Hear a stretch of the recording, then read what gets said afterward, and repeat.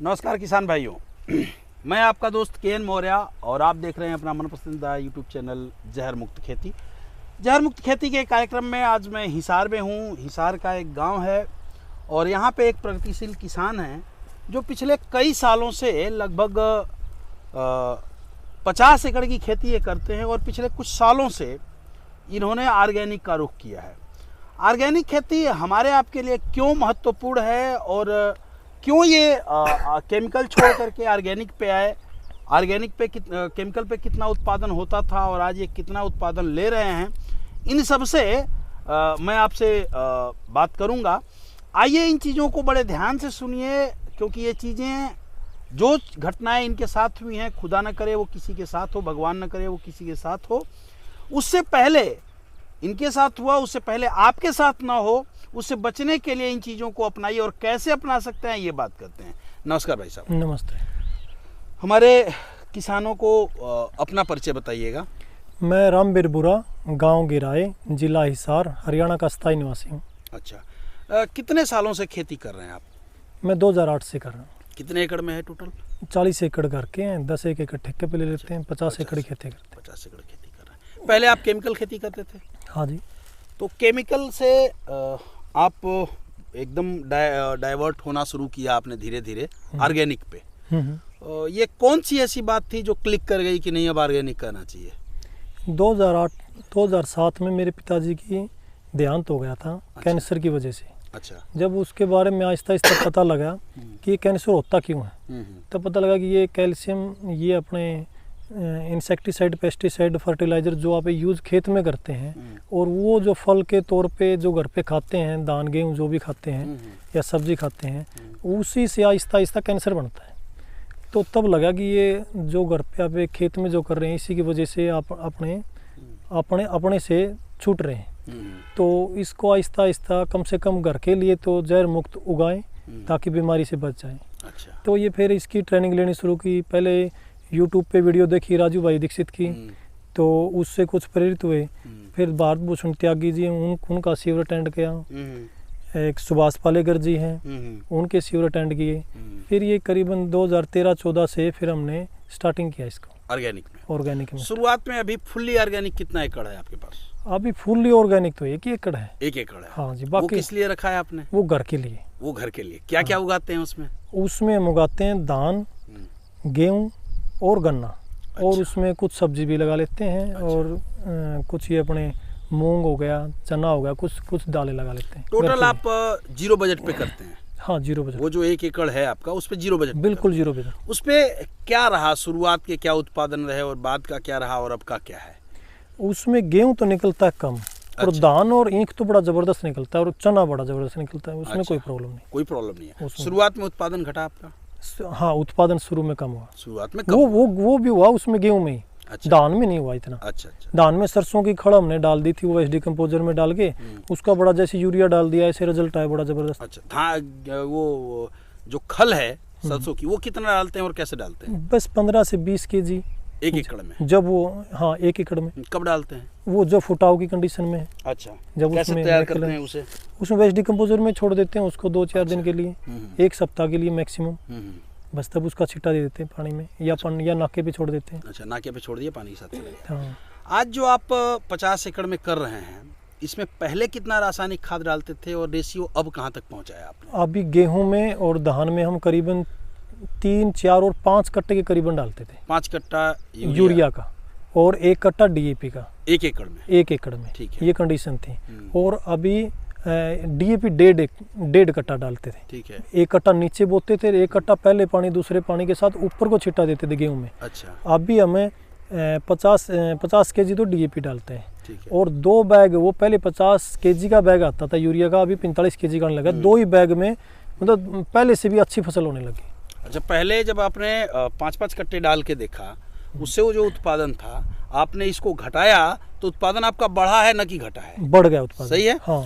अच्छा, दूसरी चीज़ आप ये बताएं, जो इतना ज़्यादा आप केमिकल डाला, आप पढ़े लिखे फार्मर हैं, जब मैं आपसे बात कर रहा था तो आपने बताया कि आपने मिट्टी की जांच कराई।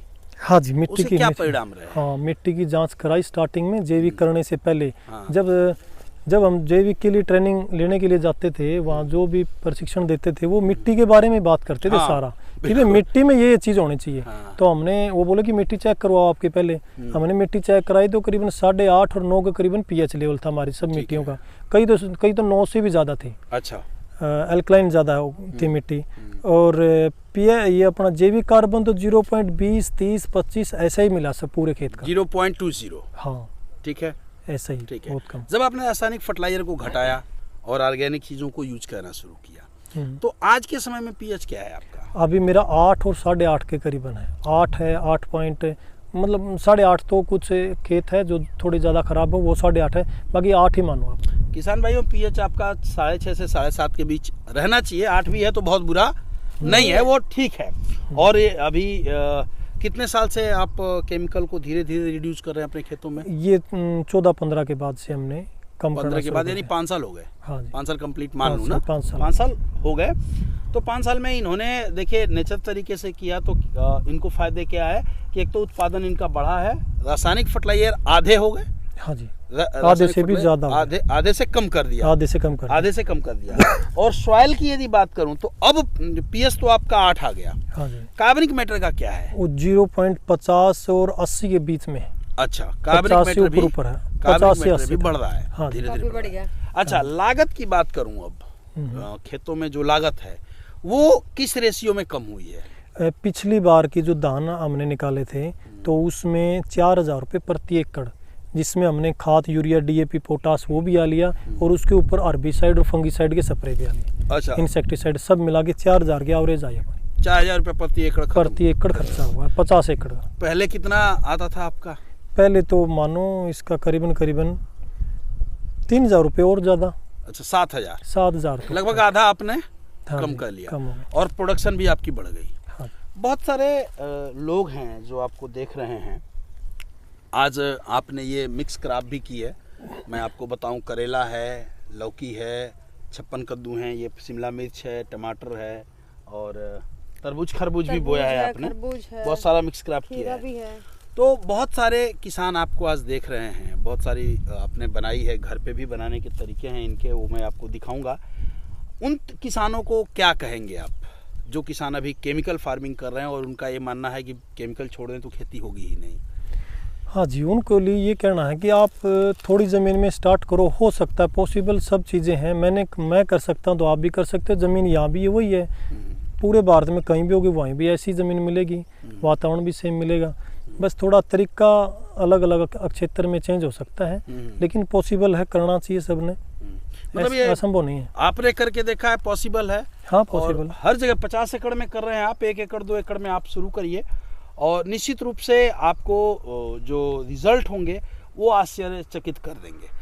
और प्रयास ये करिए कि खुद, जैसे भाई साहब ने कहा कि अपने खाने के लिए तो टोटली आप कम से कम खाने के लिए तो जरूर केमिकल फ्री करते हैं। हाँ, ये चीज़ सोच लेनी चाहिए। मान लीजिए मेरे पास किले हैं 5, तो अगर मैं 4 होते तो क्या जीवन संभव नहीं था? बिल्कुल होता। तो 1 एकड़ वो छोड़ देना चाहिए परिवार के लिए। जब वो हॉस्पिटल नहीं जाएंगे ना परिवार वाले, तो पैसे बहुत कमा लेंगे। अच्छा, इसमें आप जो जब से ऑर्गेनिक खाना शुरू किया है, बीमारियों में कुछ अंतर देखने को मिला? हाँ, अच्छा रहा। वो सबसे देखो, बीमारी तो घर वाले मेरे भी नहीं मानते कि आप 1 एकड़ को खराब कर रहे हो, ऐसे मानते हैं, बोलते हैं।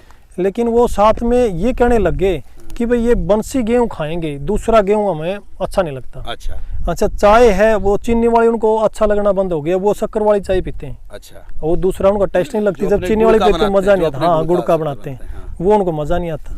जब चावल है, अपने वाला जो चावल है वो एक भाप में गलता है और खाने में बड़ा टेस्टी है, पेट में कभी आपको भारीपन नहीं आएगा। मतलब वो खाने के जीभ उनकी आदी हो गई, टेस्ट आदी हो गया उनका। वो कहते हैं कि ये उगाओ, अच्छी बात है, ये करो आप। पहले उनका पूरा विरोध था। और बीमारी तो ज़्यादातर मेरे इलाके में या फिर कोई भी सारे मानते हैं कि ऊपर वाले की देन। कुछ लोग ऐसे मान लेते हैं, कुछ नहीं, आपका नहीं हुई या नहीं हुई, लेकिन खाने में आपको तुरंत पता लगता है। और जब आप खाना अच्छा खाओगे तो बीमारी से बचे रहोगे, ऑटोमेटिक बचेंगे। ये तो चलिए, बहुत बहुत धन्यवाद आपका। जो किसान यदि चाहते हैं ना कि इनसे सीखें, इनके फार्म पे विजिट करें, तो आप चाहें तो भाई साहब के फार्म पे आके विजिट कर लें, इन्हें कोई दिक्कत नहीं है। आप इनसे सीखें। और हमारा जो प्रयास है कि हर किसान कम से कम खाने के लिए तो जहर मुक्त खेती करे ही करे, उस अभियान में, इस अभियान में आप भी शामिल हो और आप खुद बचें, अपने परिवार को बचाएं, जहर मुक्त खेती की शुरुआत करें। जय हिंद, जय भारत, जय जवान, जय किसान।